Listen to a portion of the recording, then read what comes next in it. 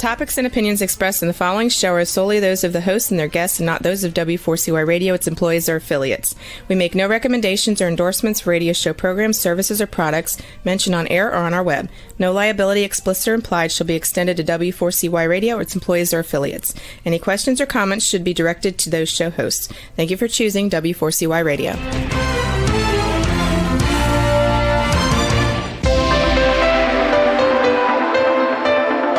Churchill said, "Those who fail to learn from history are condemned to repeat it." Kevin Hallinan believes that certainly applies to business. Welcome to Winning Business Radio, here at W4CY Radio. That's W4CY.com. And now, your host, Kevin Hallinan.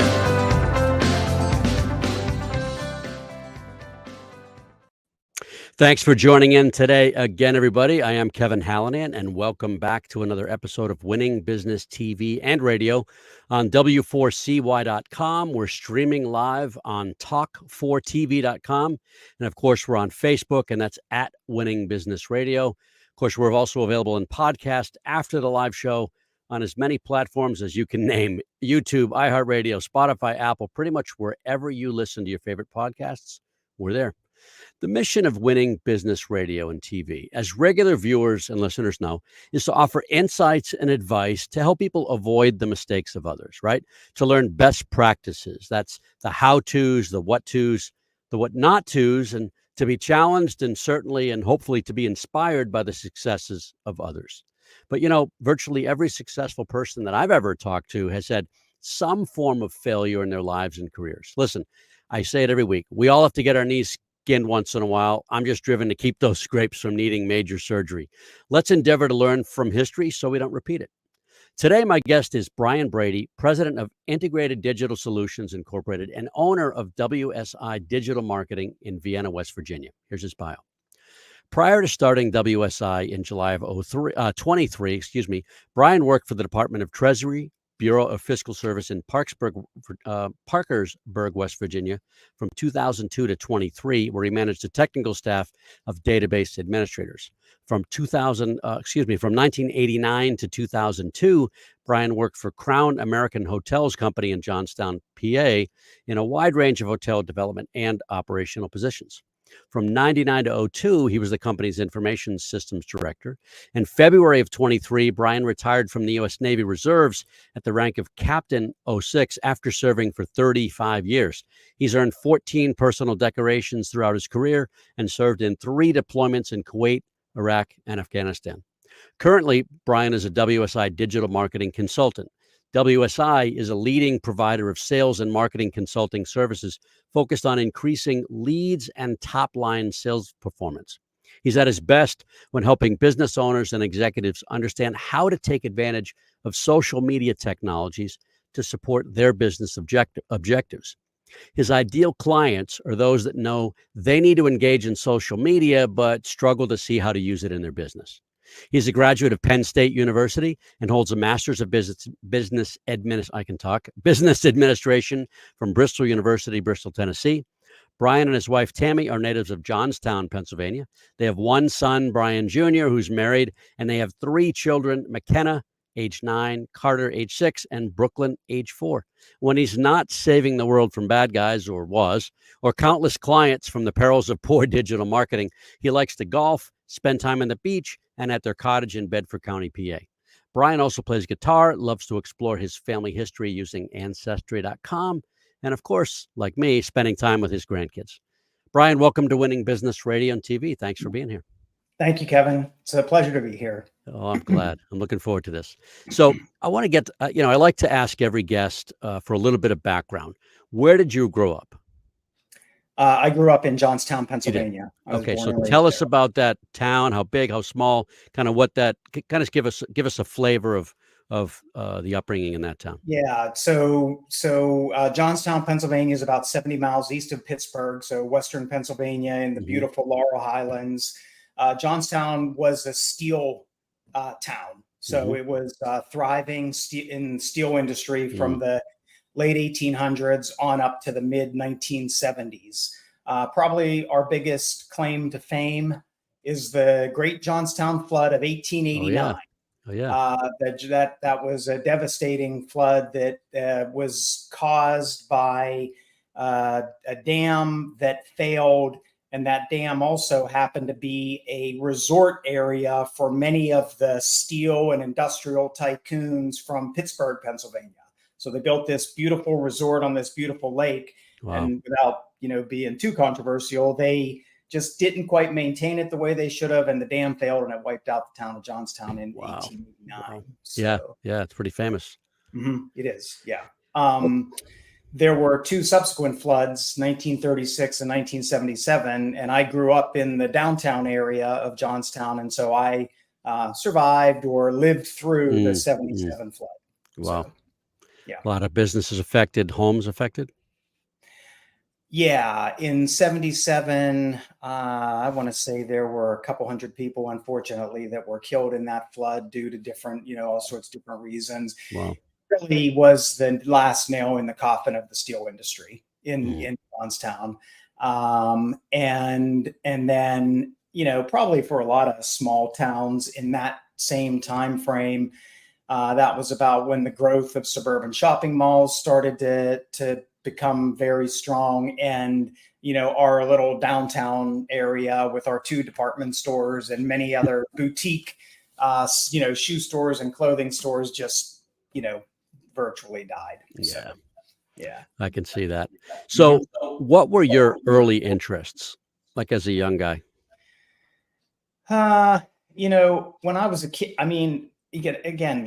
growing up in those days was just so kind of carefree, just getting out on your bike and riding with your buddies. And, my dad would whistle on the front porch when it was time to come home for dinner.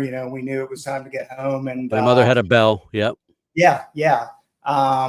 So those types of things, just being a kid, played a little bit of baseball when I was a kid, and but mostly just kind of running around with my buddies and hanging out, on our bikes and things like that. That was as a child. Yeah. Yeah. Where did you develop the affinity towards accounting? Well, let's see.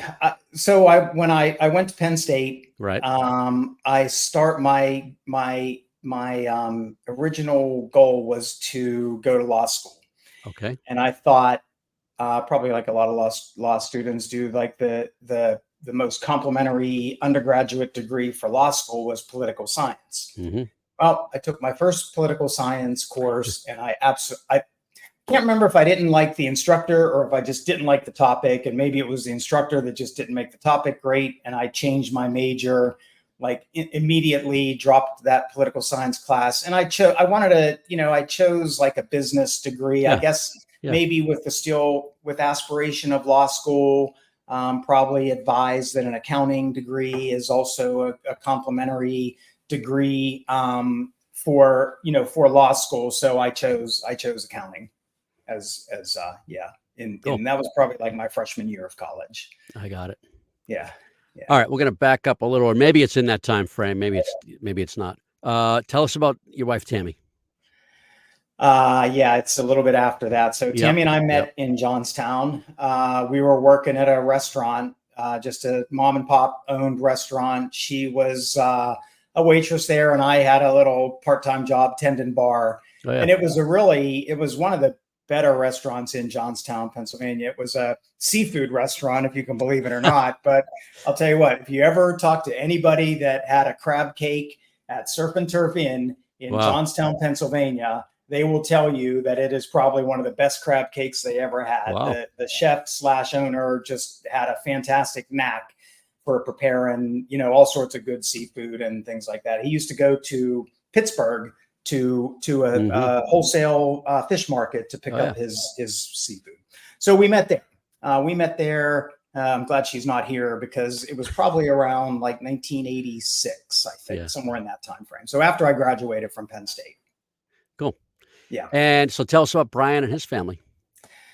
So my son is 33 years old. Yep. His wife, Kayla, he and his wife, Kayla, have 3 children. They live not too far from us. We live in Vienna, West Virginia. They live in Parkersburg, West Virginia. He's a general manager at a Hardee's restaurant in Parkersburg, West Virginia. It's like one of the few Hardee's in this area that's open 24/7. So it's a pretty high volume place. And he's the general manager there. He started at Hardee's. He's worked his way from the ground floor literally up to general manager Very cool. with the organization that operates those restaurants. And the three kids, 9, they're 2 years apart. So right now they're 9, 6, and 4, but by August they'll be 9, 7, and 5. And they're just a lot of fun to have around. So, no kidding. I'm with you there. We have 2 so far. So yeah. All right, let's take a look at some of your previous positions. Crown American Hotels, you were there for quite a while. And you've had various roles, and the reason I want to take you there is just to see to show people how you kind of progress, what your background is. We'll talk about Treasury, we'll talk about the Navy a bit, and then we'll certainly dig into what you do now. But talk about that first couple of roles, the internal auditor to the GM of the hotel. Yeah, so I'll go back even a little bit further than that, if you don't mind, Kevin. No, my first, I guess the other thing as a kid, I always had a paper route, so I probably started working when I was like, 10, 11, 12 years old, having a paper route. But on my 16th birthday, and that was, what happened, I was supposed to go to, with my high school buddies, we were supposed to go to like a lake and have fun and goof off at a lake. But like I got stood up. My friends never picked me up. But on that day, it was my 16th birthday. And that didn't happen often. That was just So, on my 16th birthday, I got a call from the hotel, one of the hotels that Crown American owned. And it's like a block and a half from my house. I applied for a busboy position, and I got hired on my 16th birthday. And cool. So it's the company that Crown American owned and operated. At that time, it was a Sheraton Inn in Johnstown. And I just loved it. It was my first real paid job. It was at a great hotel. I got to learn so much and work with so many great people and work for so many great hotel managers that are just really customer service oriented and really like just cut my teeth in the hospitality industry there. So, all through high school, then busboy. I think one summer I worked in the kitchen because I had like a fascination with food. That's the other, story. Like, at one point, I really wanted to go to culinary school because of the experiences I was gaining at the hotel. But I only wanted to go to one, Culinary Institute of America, and that was like too probably unaffordable, very expensive. So I never pursued my culinary education. So worked there through high school, probably came back and worked summers through college. And then sure enough, in 1989, I guess it was. Well, actually, I started working there probably in like also about the time I met my wife, 87. I was a night auditor at the hotel. So if anybody knows about hotel, night audit is 11 p.m. to 7 a.m. And the purpose of the night auditor job position is basically just to reconcile the books from all the day's business activity. And then in our case, we reported to our corporate office, Crown American, which was also located right there in Johnstown. So night auditor at the hotel. And then in 1989, after I came home from boot camp, and I guess, we'll get to that in a few minutes, I was hired as an internal auditor. So internal audit for the type of position I was doing, or our department, we were more, I'll call it operational auditing. So Crown American also operated many shopping centers throughout the Mid-Atlantic. And so we would, a lot of times we would go to the corporate offices of some of the major retailers to audit their sales activity that they were reporting to us, because there's a percentage rent category. So there's a base rent, and then for X amount of dollars over a sales threshold, there's a percentage rent. So we would audit their sales reporting. We also went out to the hotels and did operational audits. We would do cash counts. We would do inventory, end of the month inventory with the food and beverage staff, counting food, counting eggs, counting, on the beverage side, verifying the liquor, beer, wine, and liquor sales through monthly inventory. And okay, so also at that time, really throughout a lot of my years at Crown American, we were going through a lot of growth and acquisition, and we were building hotels. And one of my jobs also as internal auditor, because I had the hotel experience, is I would go out to our new hotels and train them to our procedures, to our processes, and especially like our night auditing and reporting procedures. And I really loved that operational environment, being out in the hotels. And there were a couple of occasions where we were getting ready to open the hotel. The hotel's opening was coming and some of the rooms weren't ready. And we were like, it was all hands on deck. We're out there cleaning rooms and getting rooms ready to rent and everything. And I just loved that environment. So it was kind of natural for me to want to, and then apply and then be selected to go out and manage a hotel, which in this case, it was in Oak Ridge, Tennessee. Very cool. Yeah. So before we go to break, last question before break, what's your key takeaway from working for them? Again, I learned so much about good customer service. Being at the hotel in Tennessee, far away from the corporate office, I had a lot of autonomy to operate the hotel almost as if it were my own. I had sales goals and budget goals and bottom line goals, as you can imagine. Sure. I was out in the community, a lot, doing a lot of networking. And I think the one thing that really instilled in me, managing that hotel was like a desire to someday own my own business. That's cool. I was going to comment on that, but I wanted to let you go. When you have that autonomy, it does give you that mindset. Yeah, for sure. Yeah, it did for sure. All right, thanks. We're going to be right back, Brian, in 1 minute. Everybody, we'll be back with Brian Brady. He is, where's the title? I thought I had it teed up. All right, President of Integrated Digital Solutions and owner of WSI Digital Marketing in Vienna, West Virginia. Be right back. You're listening to Winning Business Radio with Kevin Hallinan on W4CY Radio. That's W4CY.com. Don't go away. More helpful information is coming right up, right here on Winning Business Radio. Have you ever dreamt of being on the radio? Well, now is your chance. Be a radio show guest on the #1 ranked internet radio station and promote you and your business for free. Yes, you heard it, free. Business advertising right here on W4CY.com. Call 561-506-4031 now to get booked on one of our shows. That's 561-506-4031. Get your free advertising now. And now back to Winning Business Radio with Kevin Hallinan, presenting exciting topics and expert guests with one goal in mind, to help you succeed in business. Here once again is Kevin Hallinan.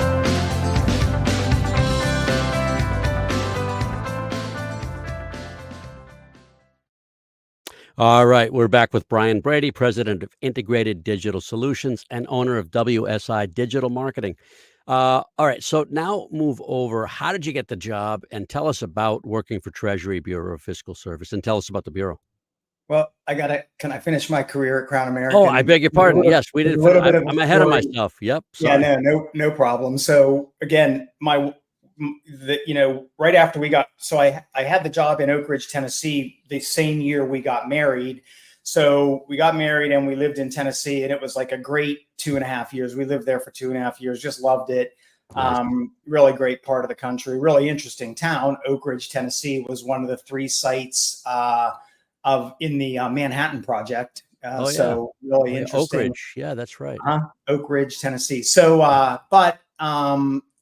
we became pregnant like in 1992. My wife became pregnant, became expecting. And there was an opportunity to take a position back at the corporate office back in Johnstown.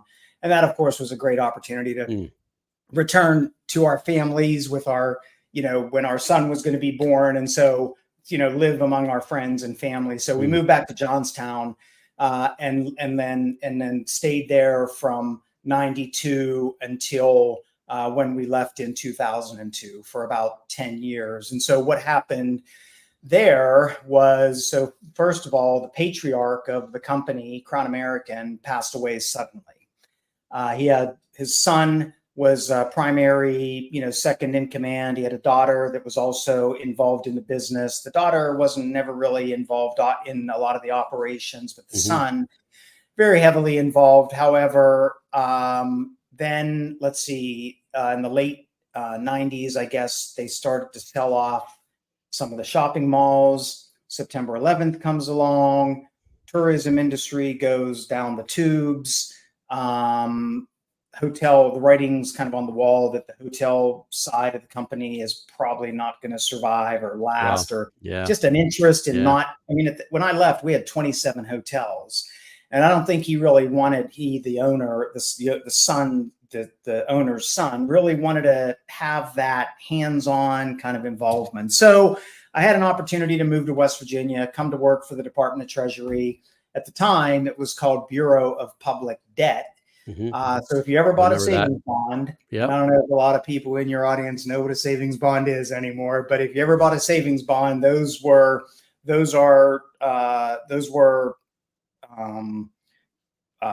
issued. Thank you.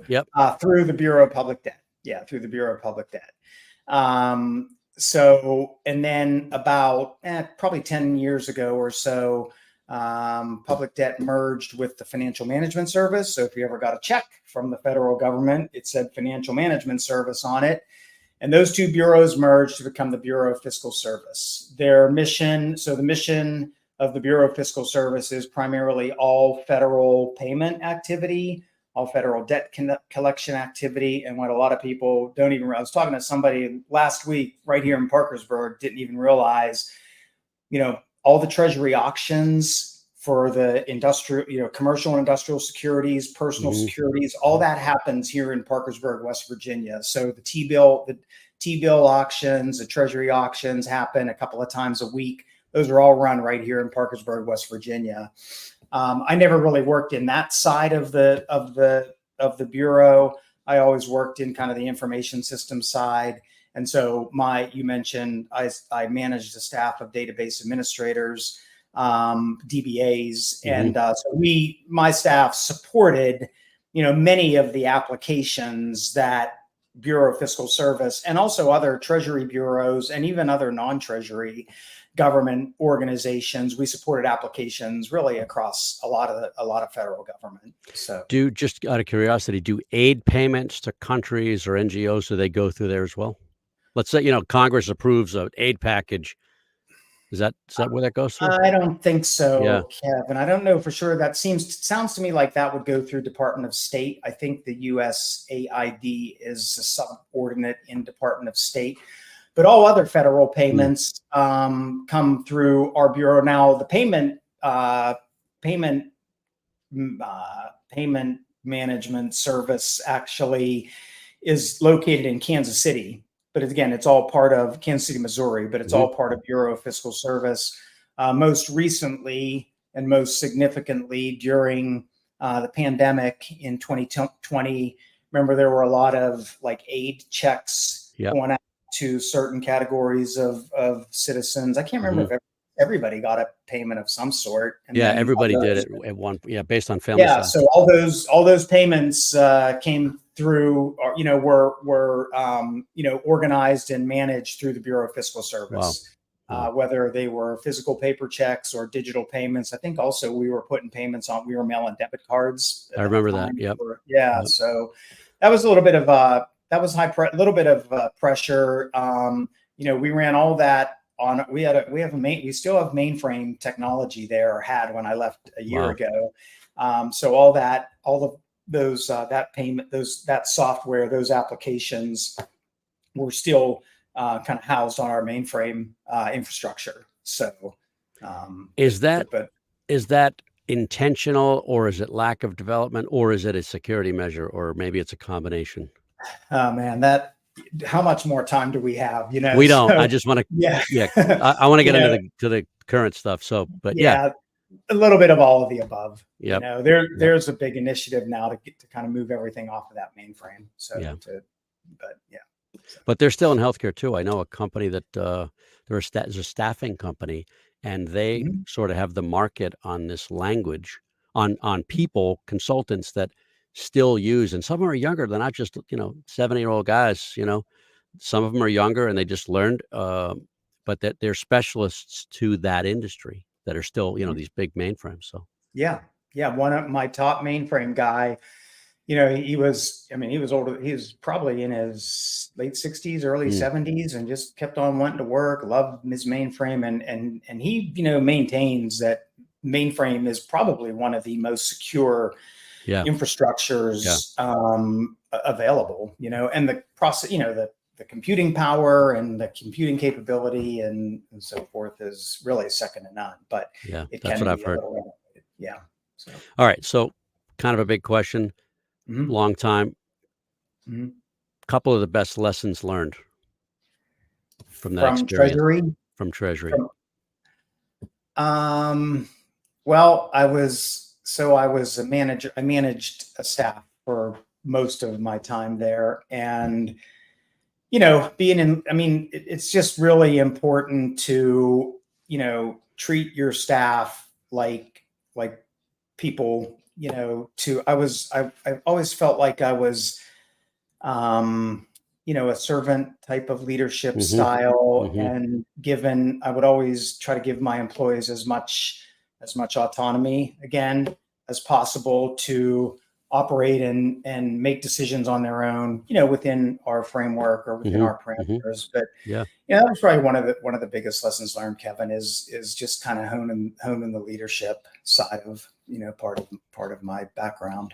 So So that's a good segue to your Navy career. Uh, why did you join in originally, and why'd you stay so long? And I know yeah, I'm guessing you went from active duty for a number of years.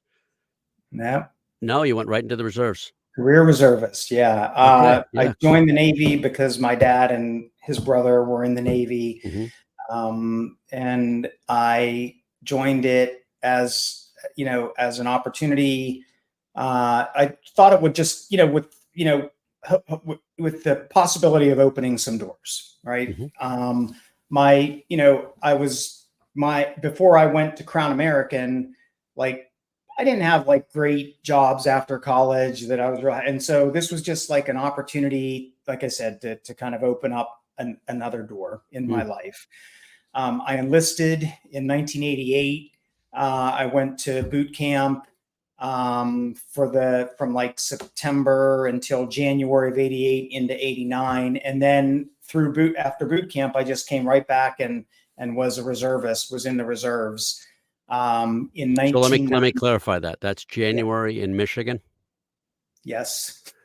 No, No? it's Illinois. It's close enough. Okay, okay. Great Lakes is in Yeah. Illinois. It's right on Lake Wow. Michigan. And Wow. yes, I was there until early January. And Wow. yes, there were some awful cold mornings out I there, bet. forming up, getting ready to march over to Chow or whatever. Yeah, yeah. So So um, 35 years. yeah, yep.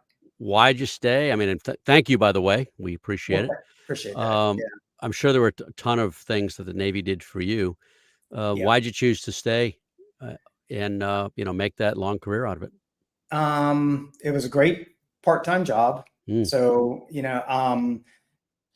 um, from the day I enlisted, because I had already had a college degree and a master's degree, mhm, my goal was to was to get a commission, was to become an officer. So in 1996, I was selected for a direct commission in the Reserve Supply Corps.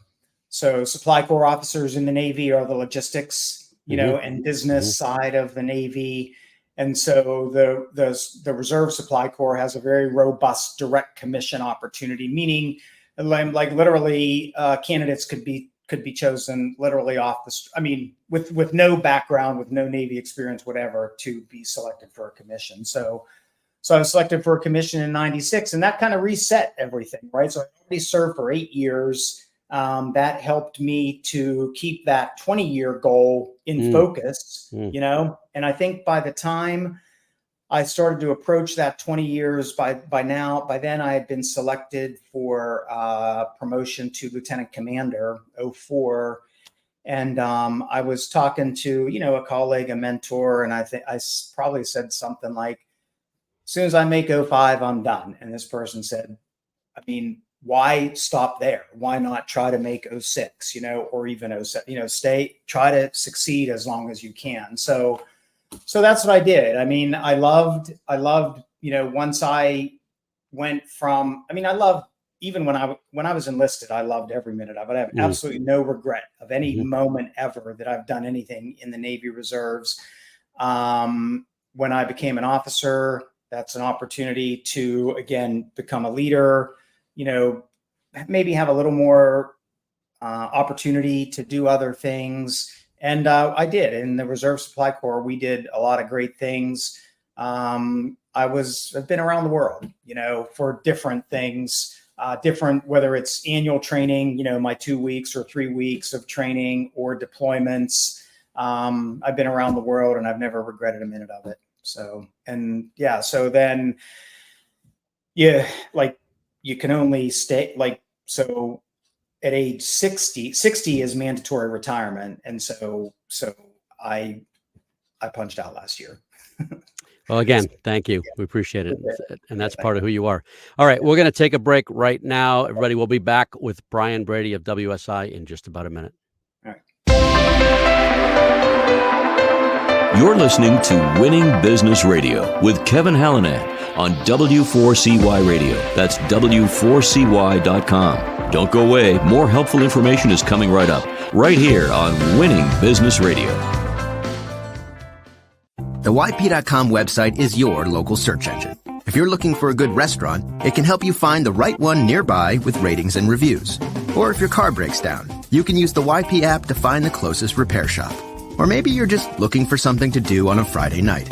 Well, it has great local coupons for all sorts of things in your area. No matter what, when, or where, if you're looking for something, YP Local Search can help you find it. So go to YP.com or download the app to search local, find local, and save local. And now back to Winning Business Radio with Kevin Hallinan, presenting exciting topics and expert guests with one goal in mind: to help you succeed in business. Here once again is Kevin Hallinan.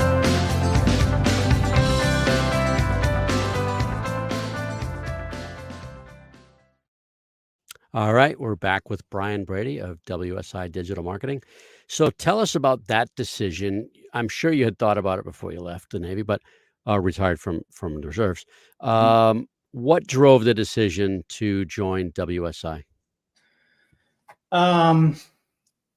So, you know, I knew I was, you know, really didn't have a choice as far as retiring from the reserves. I made a decision to retire from Treasury at in the same year. I guess at Treasury, I just kind of hit a point where I wasn't really going to do much more, go much further. And I just, you know, I just made the decision to leave. But I really didn't want to stop. You know, I always kind of joke, you know, I didn't want to watch Price is Right for the rest of my days. And I didn't really have the resources to travel the world for the rest of my days either, you know? So I just wanted to do something.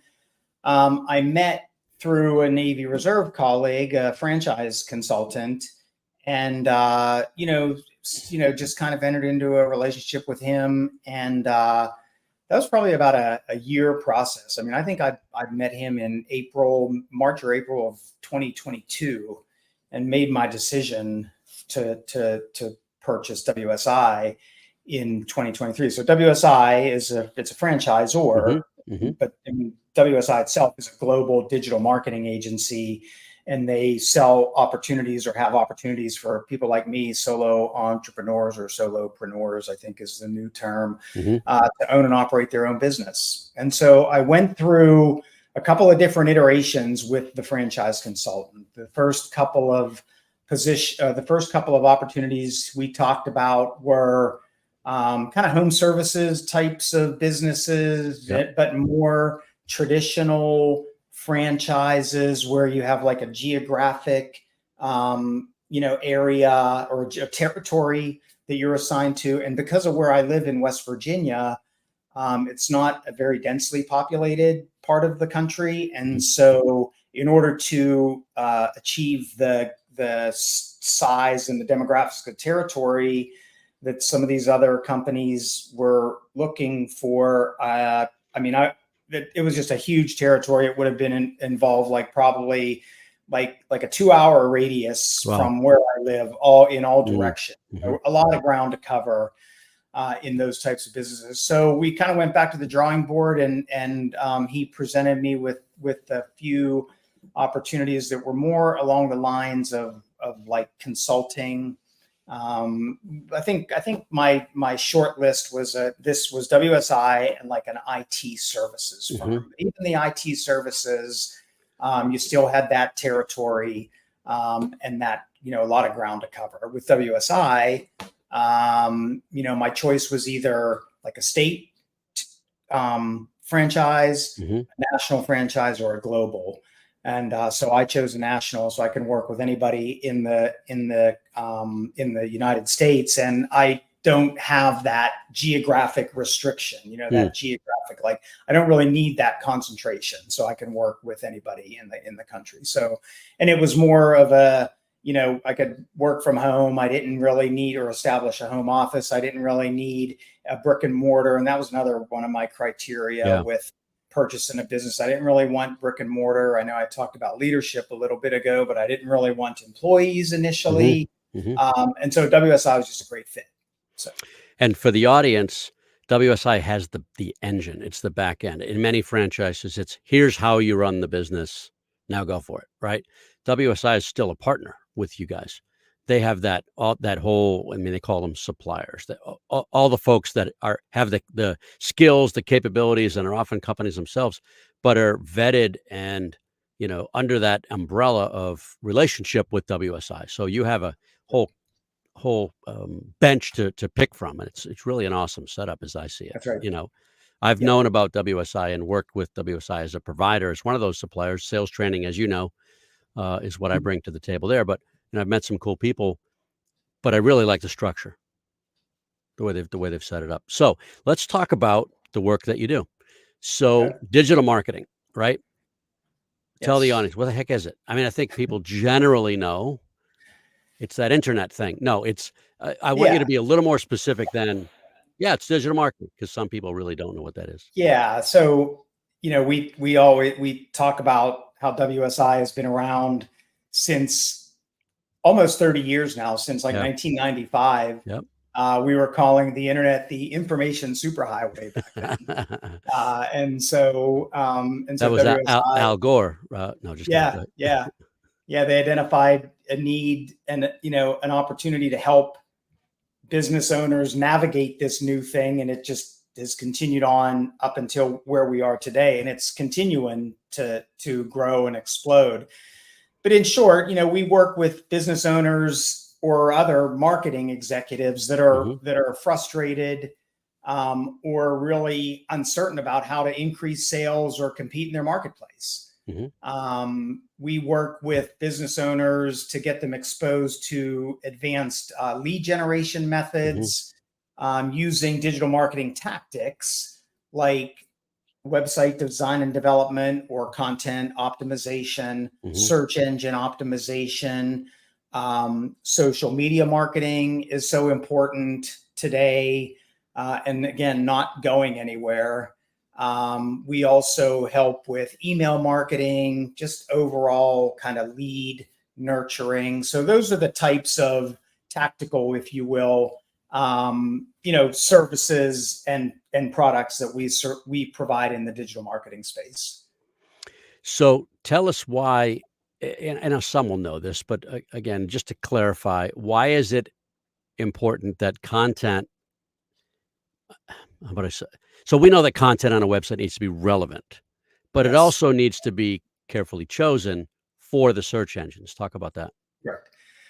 Yeah. So, um, w- yeah, the content on your website should be consistent with, um, and compatible with Google search results. And so that's one of the things one of the things we do is we're kind of setting up or talking to customers about search engine optimization is we'll try to identify the keywords that might be relevant when people are searching for their type of business. And then depending on what those keywords look like or what the keywords are, we'll build the content of the website around those keywords. The other thing that's really important with your website, you mentioned to keep it current. And one of the ways of doing that is by continual blog posting. We help our customers with developing their blog kind of strategy, their blog posting strategy, or their calendar. All again, relevant to the keywords that are most applicable to them. For the main purpose of coming up on that Google search. Some of the customers we work with are just sick and tired of their competitors getting ahead of them on the Google search. So they'll talk to us about how to move up on the Google search. So, And you guys can run an audit. Given permission, you guys can run an audit on that company's website and the way they go to market through online means, and really come back with a meaningful set of data. What does that data tell you? It can tell us how they rank, how their website ranks, like comparatively in their industry, with their domain, we call it domain authority, without getting too techie. But what those numbers look like in their industry, for their particular type of business, we can show them how they stack up against their competition, which is very important. Yeah, to your point earlier, why they're lower in the search rankings than a competitor. Exactly. Yeah. Yes. Yeah. And then, numerous other kind of analytical types of, results and data. We can help customers understand what their web presence kind of looks like. So small companies, medium-sized companies, even big, huge companies don't manage a lot of this stuff themselves. Why not? So for I'll start with small companies. I mean, with small companies, many times it's just a very small staff. And if they're a printing shop, let's say, they're focused on managing their printing business, or a law firm, for example, maybe just a small law firm, single lawyer, or maybe a couple of partners. I mean, they're probably working 12 hours a day in the legal profession. They just don't have the time or the expertise to focus on digital marketing or to do their own digital marketing. So those are ideal, customers of ours, because we can step in and help them and become their digital marketing partner, while they're taking care of their core business. Medium-sized companies, so medium and larger sized companies may have the capability in-house, depending on the marketing staff, what the background is of the marketing staff. We can work with marketing executives to help augment their digital strategy, or to help them implement their digital strategy. We can work with marketing executives, or even in medium or larger sized companies, to actually develop a digital strategy that'll help them. We like to say, we'll say, rather than shooting and then aim and then shoot. So you could spend a fraction of your marketing budget to develop a strategy, before you, implement all sorts of tactics that may or may not be beneficial for you. I love that analogy. Yeah. Shoot, then aim. Yeah. But that's what, I mean, I've never used that term, but I love it. That's what I've seen companies do a lot, Mm-hmm. right? Somebody gets it Mm-hmm. stuck in their brain. They got to do a certain thing without really the evidence that that's the right thing to do. Mm-hmm. Right. And then here's a layup. Why not just set it and forget it? Well, we touched on it earlier. It requires, it's continual optimization, continual, management of your content, making sure your content's current, making sure you're speaking to your audience, things in terms of items that are relevant to your audience today, to your target market today. So it's an ongoing management type of process. And the fact that Google changes all the time and maybe all the time is an overstatement, but often, right? Yeah. The dreaded algorithm, Mm-hmm. the Google is changing, their algorithms, their kind of back end processes to, again, keep up with what customers are looking for how businesses connect with their customers. Google's making changes all the time. And it's important to have a partner like us to understand what's going on there to help optimize your front end. Yeah. It would be near impossible for someone who's not a digital marketing expert to understand all that. And I don't mean to belittle anybody. I'm just saying it changes all the time. You guys are in the business of keeping up with that and making sure you're taking advantage of the, latest and greatest. So another reason, right?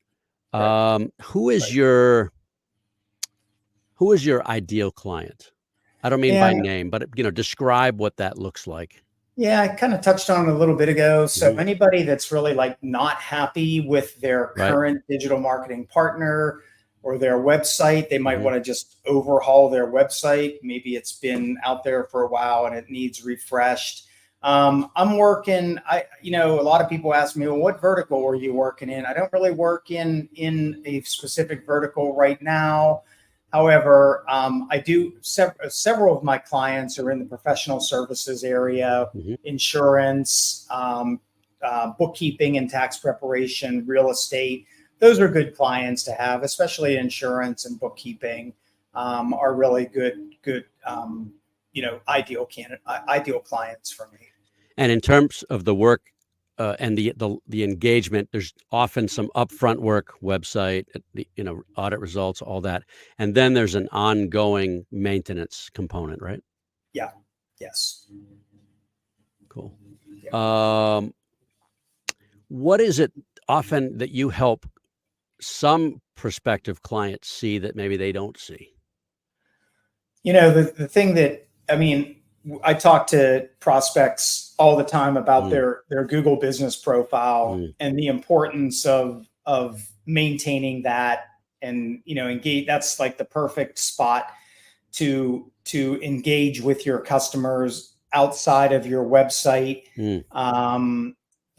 That you're a business, especially a small, medium business, the Google business profile is the key to their local presence, their local online presence, their local search presence. That's where their customers go to put their reviews, good or bad. So I talk to prospects all the time about the importance of engaging with the people, your customers that are out there giving you reviews, again, good or bad. Learn how to handle those bad reviews, knock on wood, if you get a bad review or two, learn how to handle and engage with those customers. And that seems like the one thing that I talk to most of my prospects and clients about pretty regularly.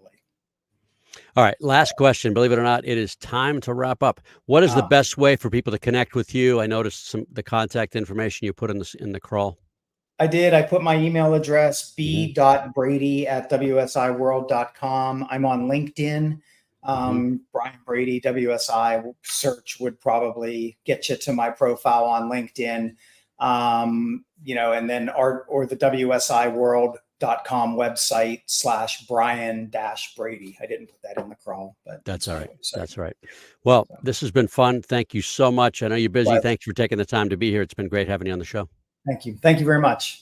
You're more than welcome. And thank you, everybody, for watching and listening. This is a show about business and business challenges often. If you've got concerns about the growth of your company, feel free to reach out to me on Facebook or LinkedIn at Winning Business Radio, or you can drop me a note. One of my many email addresses is kevin@winningbusinessradio.com. Our company's Winning Incorporated. We're part of Sandler Training. I always say we develop sales teams into high achievers and sales leaders into true coaches and mentors. We're not a fit for everybody, but hey, maybe we should have a conversation. Thank you to our producer and engineer, Juan, for another job well done. Juan, thank you so much. Be sure to join us next week, Monday, June 24th.